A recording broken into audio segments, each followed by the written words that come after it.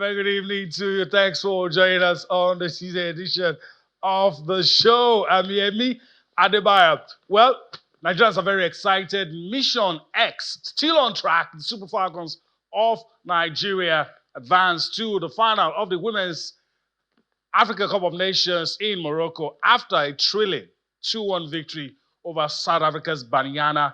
We'll be talking about that on the show tonight. We'll also give you a slice of basketball. Nigeria's senior female national team, the Tigress, gunning for the 5th Afro-Basket title. We'll be talking about that on the show. It's all about the women. The Women's Euros currently going on as we speak. We'll also talk about that as we go on the show. We will also be linking up with our own Cecilia Morogwe right there in Morocco. She'll be filling us in with what is happening right there after the Super Falcons of Nigeria dethroned the defending champions, talking about South Africa's Bayana. That's the outlook of the show tonight. Let me quickly introduce our guest in the Lagos studio, who's trying to hide his excitement, by the way. Kehinde Idris joins us this lovely Tuesday evening. Greetings, Kehinde.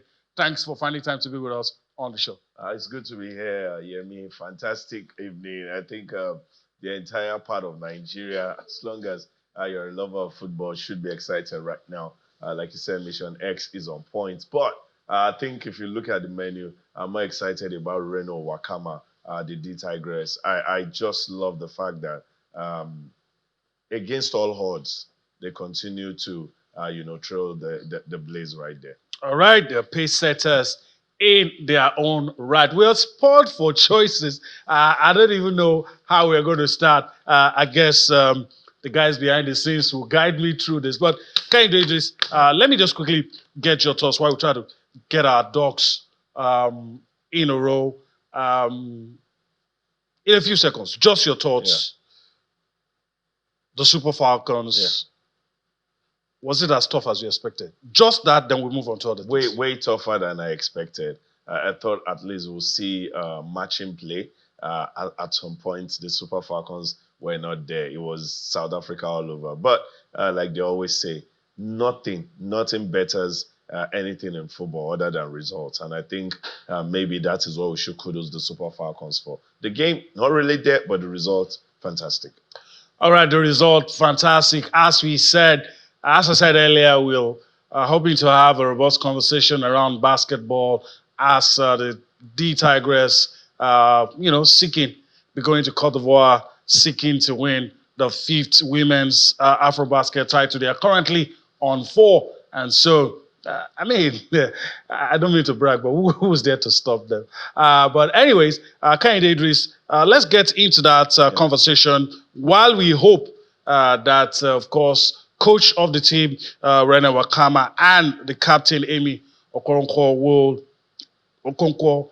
will join us on the show. But first, let's set the tone for the conversation. I'll go across to reel out this. Talking about the D Tigress game schedule, Kehinde Idris, you already know they're going to Cote d'Ivoire. And of course, they're going to be playing against Rwanda. Of course, they're playing against Mozambique Saturday, July 26th. This Saturday, up against Rwanda. They'll be up against Mozambique. Anytime I see Mozambique, I don't know why it feels like Angola. I don't know. I don't know why. I think because they're neighbors. I don't know. Then again, also in that group, these are the teams in that group, Rwanda, and of course, Mozambique. Kehinde Idris, they've raised the bar so high that when they go for tournaments, it's part of the shenanigans, it's part of whatever may be going on behind the scene. They've set the bar so high that you can't think of any other thing aside them coming back with the trophy. Exactly.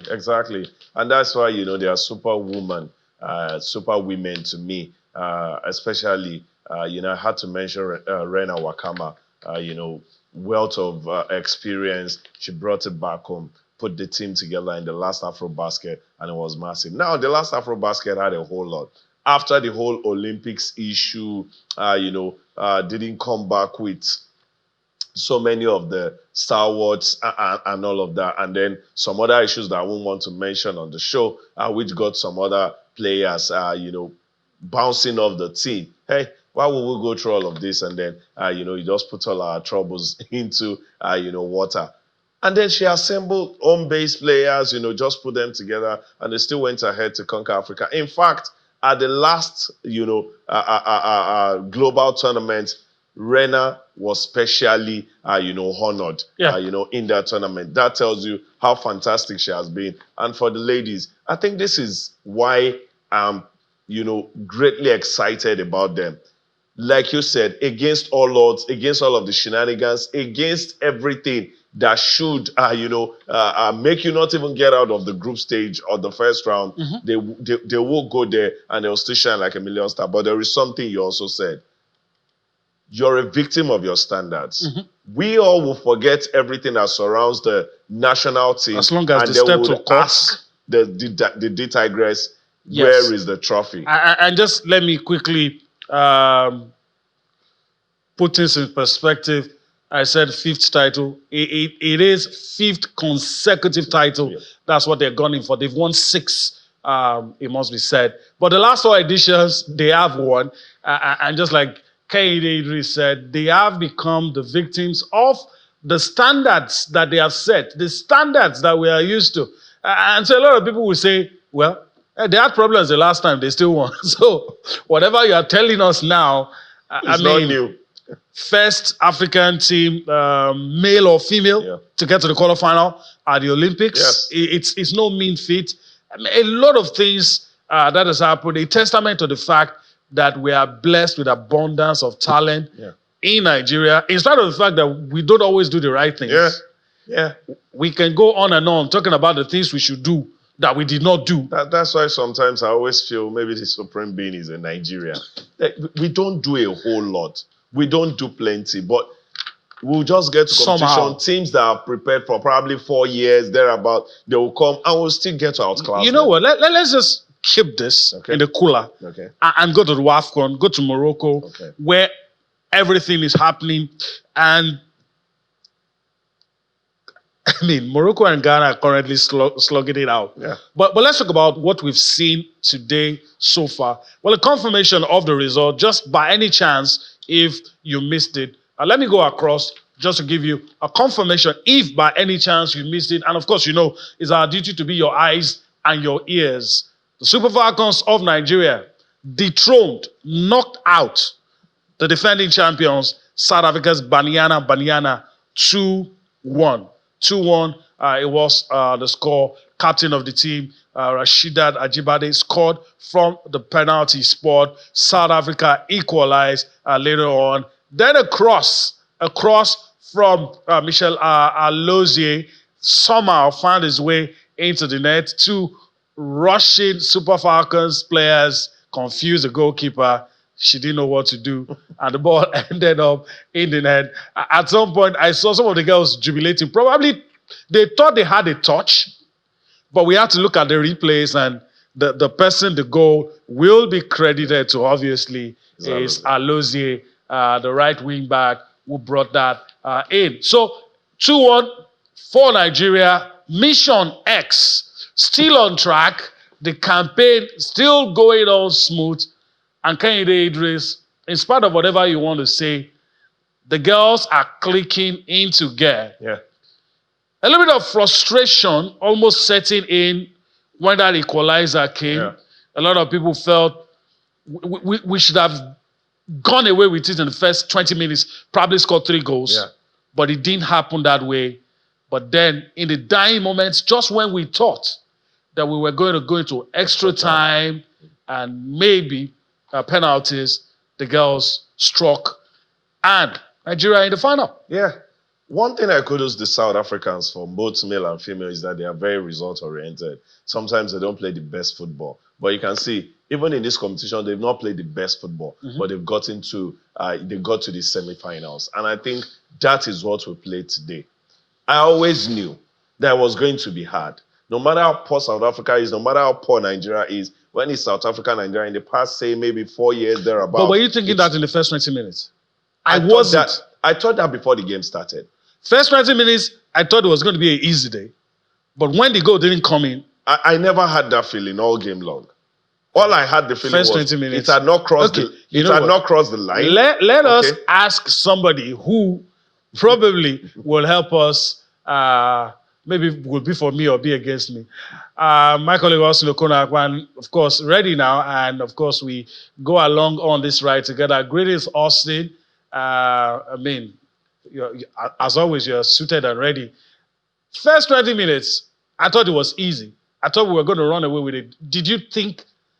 Was it like that to you at that point? No, it wasn't. Spotty greetings, by the way, to Yemi, and of course, everyone joining us on the show tonight. What a moment to be Nigerian, particularly when we know our women will never let us down, you know. First 20 minutes, no. I think that game was tied around a lot of tactical disciplines, strategies.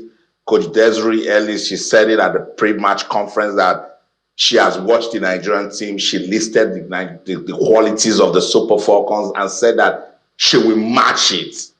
So I think they were trying to understand the play from the Super Falcons, and our girls were a bit careful. So they weren't really executing, the balls and trying to, worry the South Africans in any way. But I was just praying that they don't concede first, because this Bayana team, the moment they score you, they get on that free flow and, they want to take control of the game. It was a good thing that goal came just before halftime. And I was thinking, okay, if they come back second half, they're just going to, score one quick goal, shake South Africa, and South Africa come out and they will probably catch them on the counter again with the pace of Rashida Ajibade. But it didn't happen. Instead, they got equalizer through penalties. And this sort of game, it can just go anywhere. Anything can happen. And if you check their body movement, the moment their body language, the moment they scored that equalizer, they were ready to go for the kill. Sure. And, it happened the way it happened. I keep telling people, when you can't understand football, just know that, football chose Nigeria today. But then we had done the right things, particularly en route to the semi-final. Nigeria was the better team. Nigeria demolished Zambia 5-0. South Africa could not score Senegal. It had to go to penalties. They won 4-1. So on paper, Nigeria was the better team coming into this final. But when it's Nigeria, South Africa, hey, that's rivalry on display. So it can just go anywhere. Now we have met 5 times in the semis at the WAFCON. Nigeria has 4 wins, South Africa just with 1 win. Overall now, Nigeria has scored South Africa 16 times, 16 good wins. So it tells you that the Super Falcons, we have their number. I mean, it's just what you and I always talk about, and I don't want to get into it tonight so we don't ruin this celebration, I just hope that somebody somewhere that administers football in Nigeria will not now say, okay, we said we're going to have Mission X, we went to 1, so that means everything is fine. No, it's not. There were a lot of issues. There are still issues. Ajibade talks about it at almost every press conference, that there are things happening behind the scene that is distracting them, but they don't just want it to, alter their play. So let's just say congratulations to Super Falcons. And let's wait for the winner between Ghana and Morocco. And then we'll see if Mission X will be possible. All right, we'll see. It looks like it's going to be possible. I must confess, at no point in that game did I think we were going to lose. My worry was the game was going to drag on. Okay. That's what I meant when I said first 20 minutes, I thought we could have scored like 2 goals. And there was a point the South African goalkeeper, in the same sequence of play, made 2 saves. Yeah. I mean, incidents that could easily have led to a goal. Yeah. And so it happened. But so before we begin to take some reactions, I want to ask you, overall play. Yeah. Your thoughts. Yeah. I think overall play, South Africans were better. Like Austin mentioned, I think we're a bit careful. Tactical, input by the coach was not properly executed. I saw the idea, but the execution. Don't be too exuberant on the ball. Don't be too relaxed and all of that. at a point the South African forced us to do, resulting to long balls from the goalkeeper all the way to the front. Weren't confident holding it anymore. We stopped being confident, keeping the ball. Here's what we're trying to use our energy because she could hold on play and all of that. Then Esther in front, Esther Okoronkwo could also, do one or two holding, and then, Rashida Tajibade. So we resorted to that, and that was a worry. Because the midfield is where football starts, it's where it ends. The moment you lost your midfield in football matches, most likely you would get battered. And South Africans, Bayana understood that, and they took the midfield. And we saw them stringing passes here and there. The moment they started doing that, I became scared because Chiamaka has been on holiday. Our defense has been watertight. I understood that. But these are times where you get tested and you might be caught sleeping. And I must tell you, even the penalty that happened is just a case of being caught sleeping. I think maybe it's not enough contact for me, but Osinachi should not be doing that around that space. You know what? Again, I'm tempted to probably set the tone before we take this try. Austin, 2 talking points in this game. The 2 penalties. What's your take? I was, not because I'm a Nigerian, I was a bit disturbed that the referee wasn't ready to consult the VAR in the Nigerian incident. The penalty looked soft. I felt sorry for South Africa for that because I don't think the defender was trying to handle the ball. But I mean, the rules are rules. Right. So those 2 talking points. What are your thoughts? No, penalties are like that. It comes with some level of emotions, like Nigeria's penalty. The ball was goal bound, If a hand had not stopped it, probably would have reached the intended target and it would have been a goal. So referee was right to call it a goal.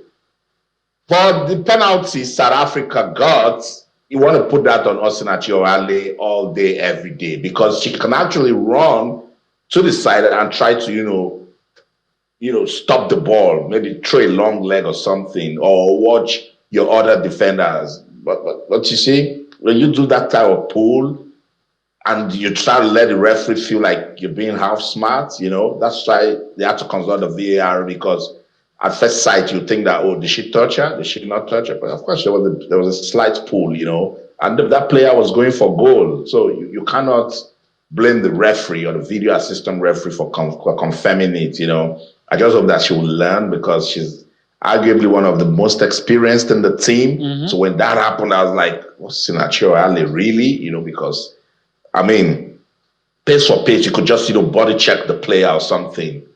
And then she decided to do that slight pull, So, yeah, penalty for both of them. They were just they looked a bit soft, and what you would expect that, referee could look away. But these days of VAR, where somebody can check and recheck, verify again, you're not escaping those sort of calls. So yeah, I totally agree. Particularly that you've given to Nigeria, mm-hmm. you have to give to South Africa, because the referee, what the referee did was they try to look away, but then give it to VAR, and then when they confirm. So it's balanced, and at the end of the day, football chose Nigeria. Whatever Michelle Aloz's intention was for that ball, I'm glad it missed all the targets and crossed the goal line. So that's a pretty, good one for Nigeria. Our coach Justin Madugu said it at the pre-match conference that they took the trophy from us. We want to do the same to them, So it was really good, that football chose Nigeria, and all of the Mission X talks and campaign. I'm sure by the time Cecilia comes, we'll hear so much of that also. So yeah, it's a good difference. Like we said earlier, it was a very difficult game, and at some point in the course of the match, we started losing grip. We started losing control of the game. And normally, when your team loses control of a game, you get more worried because anything can happen. In those circumstances, we're both frustrated, angry, because we were not doing certain things the way we were supposed to have done them. We were becoming a bit careless at some point, and that became a cause of concern and worry. And normally as a coach, when you see situations like that, it's very frustrating, and anything can happen. We had a goal line clearance as a result of our own mistake and carelessness, which could have also cost us a lot. So it was a very nervy moment for us, but we had to try as much as possible to not let those frustrations, express it and affect the girls too. You must try to encourage them, make them not do those things that you felt were not doing right, so that we can get it better. At a point, we had to call them together, speak to them, make them realize the importance of this game and then what we needed to do to get out of the situation we found ourselves, and then correct those things that we felt we were not doing well. Well, personally, at personal level, each time you are given an assignment of this magnitude, you want to do your best to ensure that you don't fail in the assignment, because the coaching job is you are hired and fired based on your results. You don't do well, nobody cares. The next thing is you are gone. Even when you do well, you have no guarantees that you can still be there. But for me personally, my own fulfillment is just try to do the best that I can, and then make people happy, win matches, and that's all. I don't think about what will happen tomorrow. Normally, you prepare for different situations in the course of the game. When you are leading, what do you do? If it's a draw, we know that a winner must emerge today. So what do you do? If eventually you are leading, what do you also do? We needed to win the match. We needed to win the match. And when we considered that equalizer, yes, you could see a little bit, the spirit was shaking a little bit, but the girls had to get themselves quickly together and then continue to believe in themselves, trusting that we can still make it, because we kept telling them, look, the football match is not over until the final whistle. So opportunities will still come our way. Let's keep going, keep giving out our best, and they kept believing in themselves and they kept doing what we said we needed to do, and eventually we got the winning goal and we won the match. All right, long story short, we got the winning goal. We won the match. Coach Justin Madugu speaking there. All right, we're now being joined by our own Cecilia Omorugwe right there in Morocco. She's ready for us now. Greetings to you, Cecilia. It's been a busy day. I'm sure it has been, but um, the reaction is all I want to ask. The reaction, Yeah. both the fans and maybe you start with the fans. You know, Yeah, okay. yeah. Start with the fans. Yeah, it was really an everyone. Like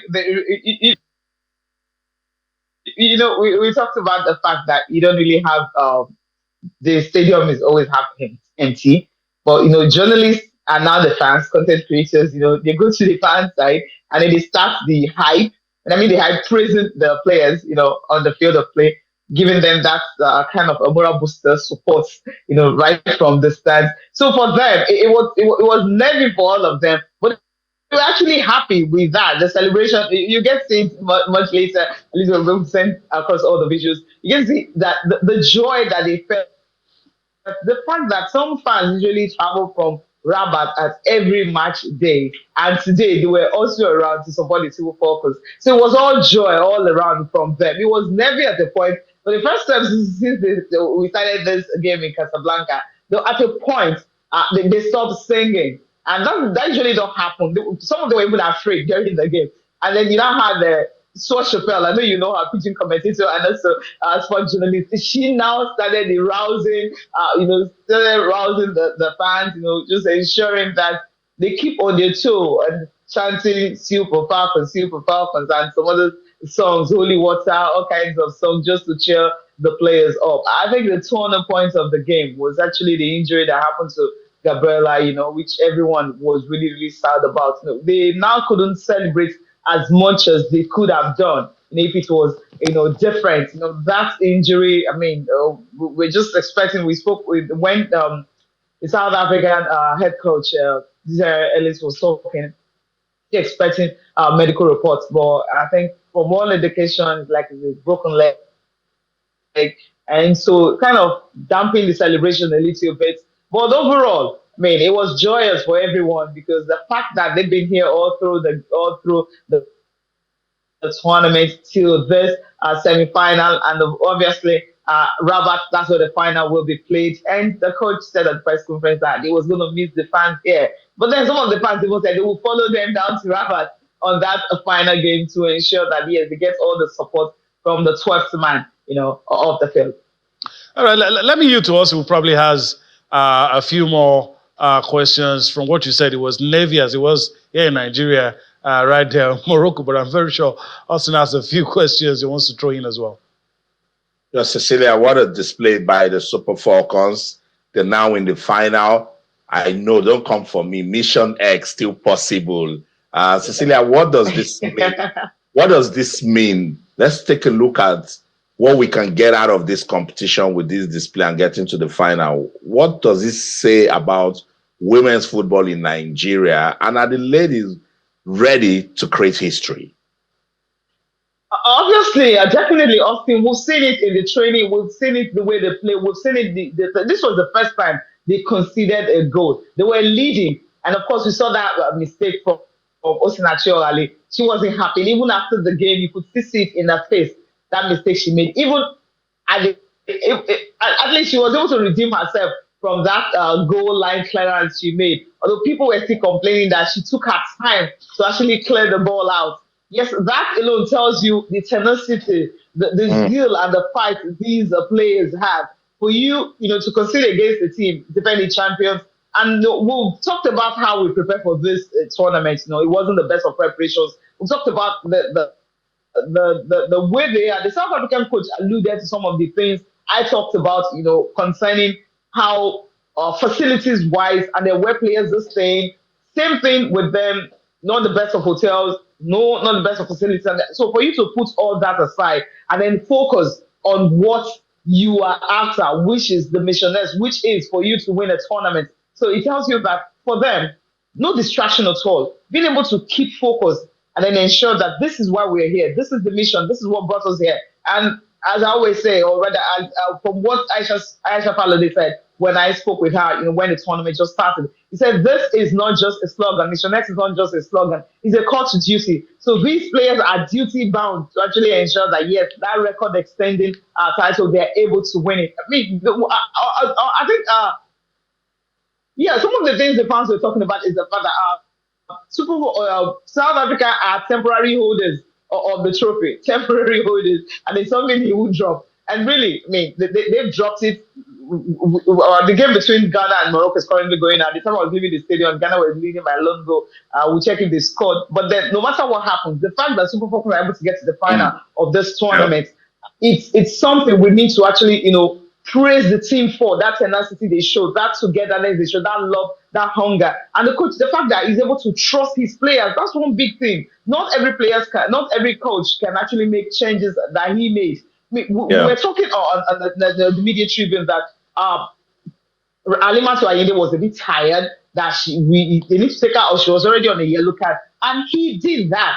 Brought in Deborah Abiodun, and we saw what she brought in. So she brought in much energy and much fusion, and that actually translates to a lot of the fact that the midfield was already, lacking after you had Jennifer being taken off. But Deborah Abiodun coming in, he gets his substitution right. So that also tells you the fact that he's been able to manage this team. He took over just late last year, less than a year, and he's been able to build a team that has reached the final compared to what happened in 2022, Randy Wardron and all the time. So I think these players, what they've done so far, I mean, kudos to them. I think Mission X is still possible, but whatever happens at the final, I think these girls, Austin, I would say, deserve their flowers, really.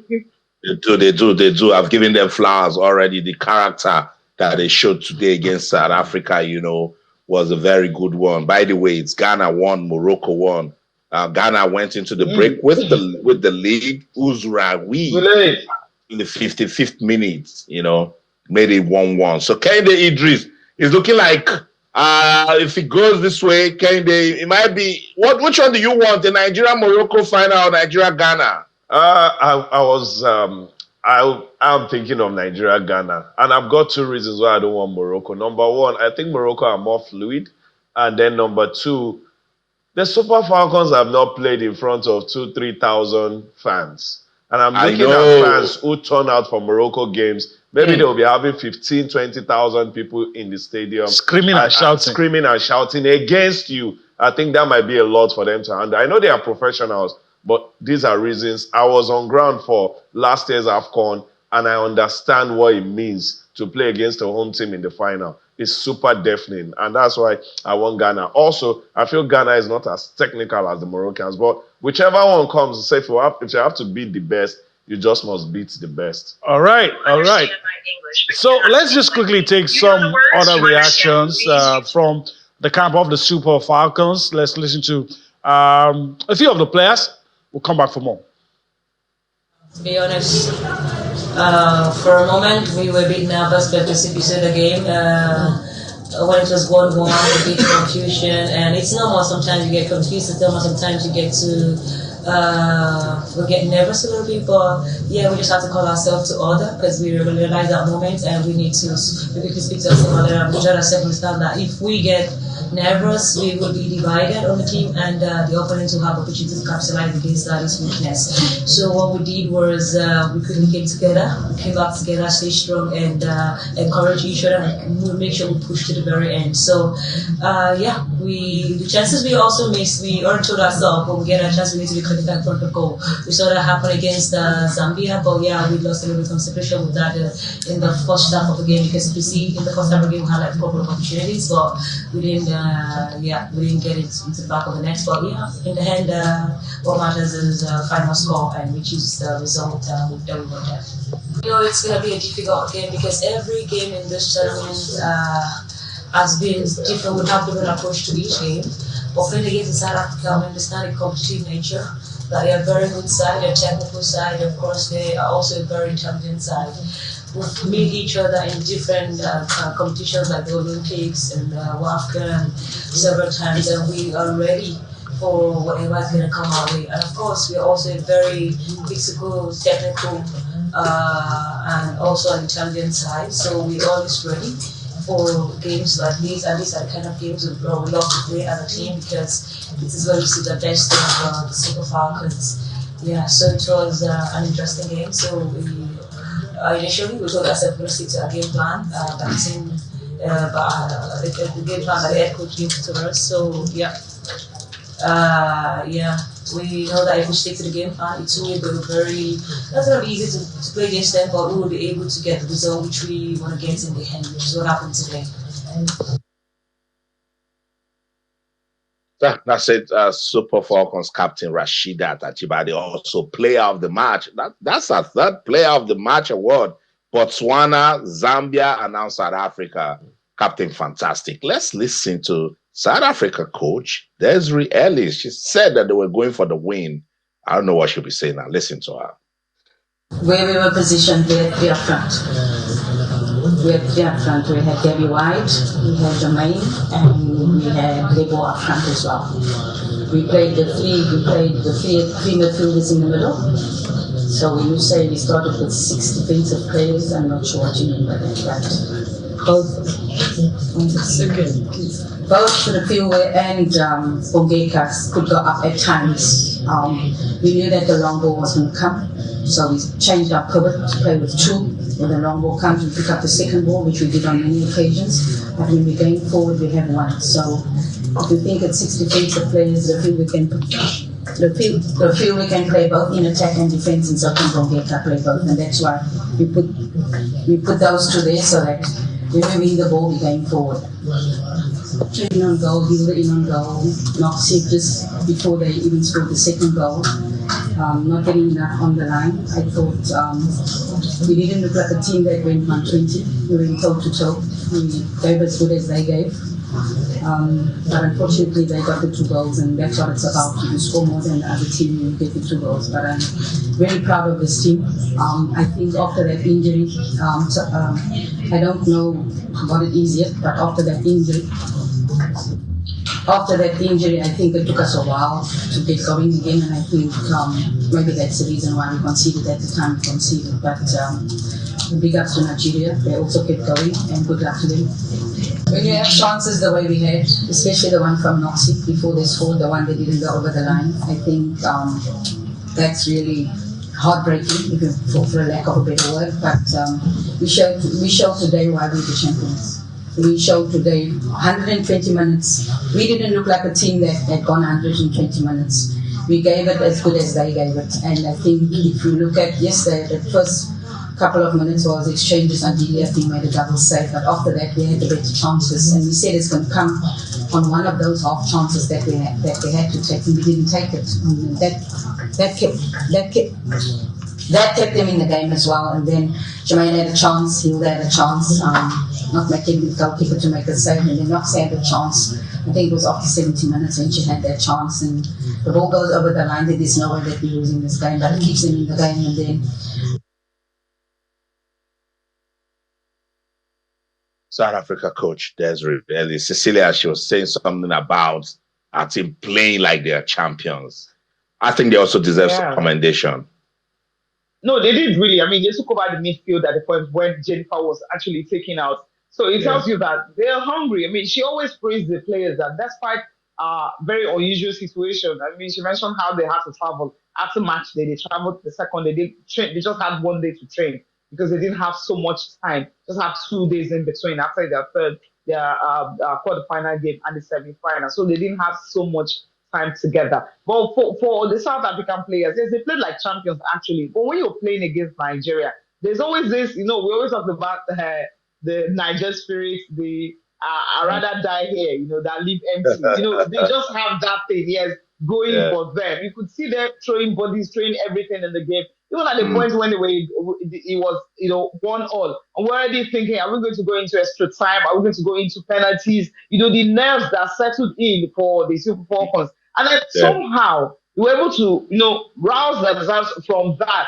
And then the changes that the coach made, that actually added a little bite. But I would say Christy Uchebe wasn't really so active when she came on. But we could see that these girls, that fight was still there. I mean, Alozie is a defender, When you have these players ensuring that things are done. I mean, I thought it was Deborah Abiodun scored the goal first because I thought she was actually there in the mix. But then, you have these players coming forward, the bodies that are coming forward, everyone coming forward, everyone having that fight. So there were just so much for the South Africans. And I felt that just maybe the injury to Gabriela may have also, added a little bit.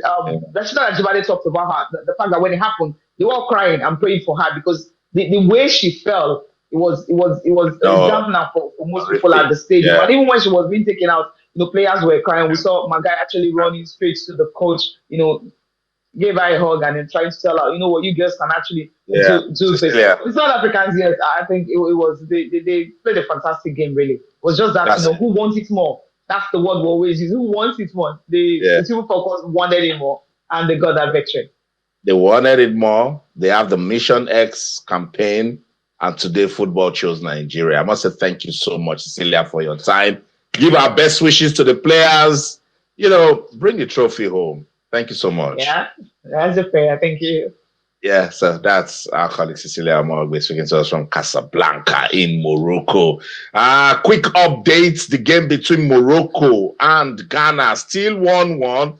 And Ghana, they are not smiling because I see they've got about 5-6 shots on target compared to Morocco's 2. And quick one at the Euros. England trail again. It's Italy 1, England 0. Yeah, I mean, women's football really getting competitive. Yeah, it is.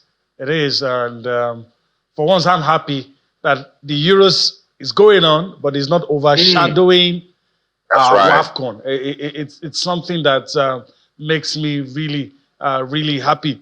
All right, let's move on. We have just a few minutes, but let me quickly ask Kehinde Idris. I was listening to you explaining your preference for Ghana instead of Morocco. Yeah. But you see, even if it is chickens against chickens. Nigeria, Ghana, so it's going to be tough. Yeah. And I remember I was joking with the controller news before I came on set, and he said, "No, that's just for the guys, not for the ladies. For the ladies, It's for everything. we have that, but it's for everything. You believe it's for everything? It's for everything. Nigeria, Ghana, boys, girls. It's for everything, but you still want to play Ghana. Yeah. Because I feel we're both on neutral ground. Mm-hmm. They are not as technical for me. It's not a real strong Ghana side. Yes, this is the second time Ghana is even getting to the semi-final at this level. That tells you that they are not one of those.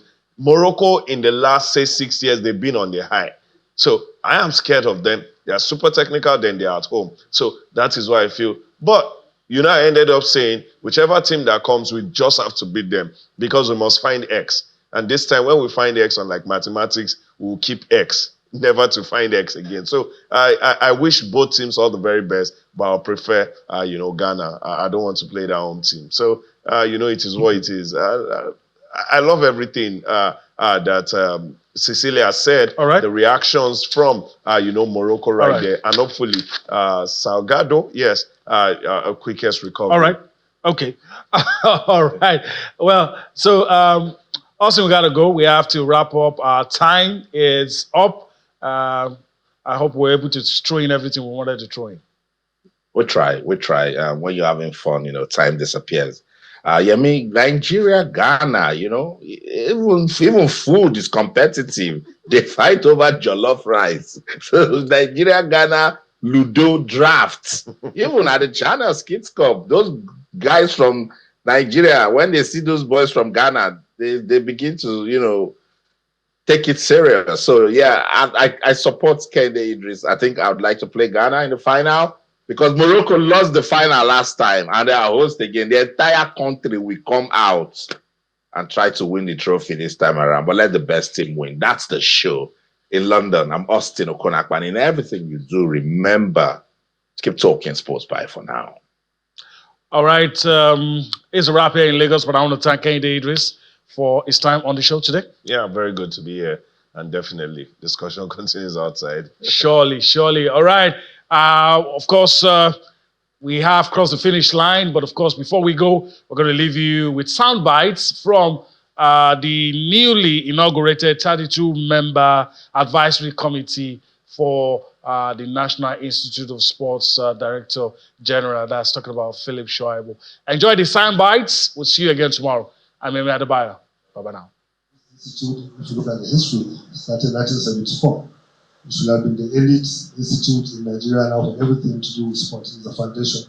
It's where we should be able to set the strategies, the foundation, and the manpower, and the thoughts, and the drive, and the direction for our sports to start from here.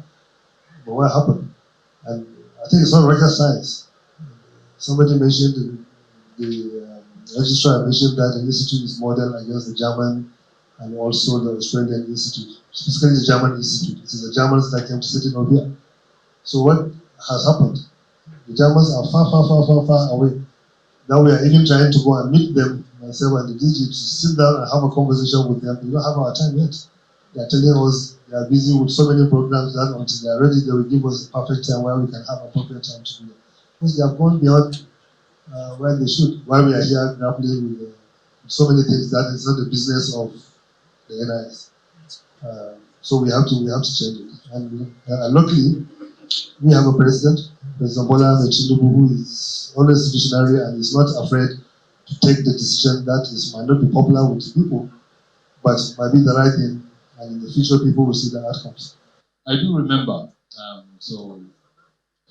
When some of us used to play for the national team, the late 70s and the early 80s, this was our home.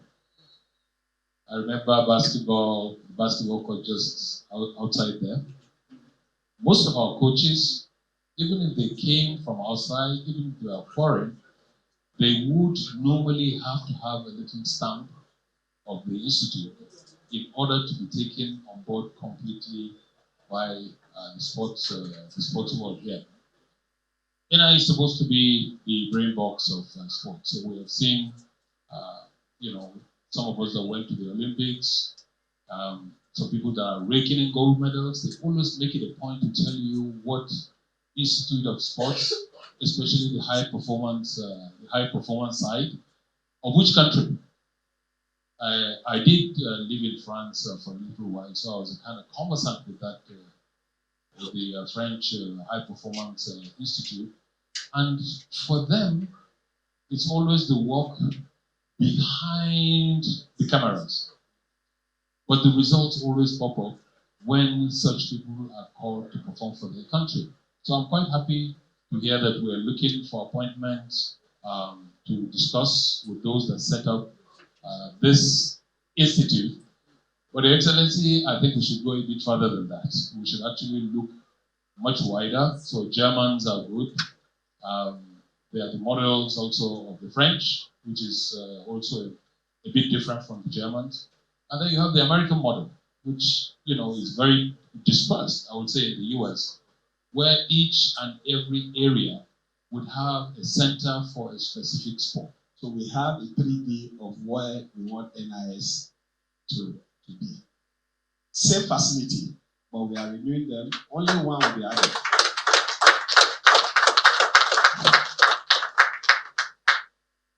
All these facilities that are here, they are here, but they are not in this. This is where we want to take it back to. It's going to be the administrative block. This is the one you just came to now, Dr. Kida. But this is how it's going to look later. This is not how it looks now. In the medium term, that is going to be the administrative block. But in the long term, we are going to have a stand-alone administrative block, a 6-story building, just by the side of the existing one. Yeah, this is going to be the administrative block. This is supposed to be in 5 years in our program, in our plan. If the advisory committee feels it's doable by 5 years or earlier, so it's going to be your hand, not my hand alone. The process we are now is costing this work. So we don't need to start doing marking, further marking by the time this is done.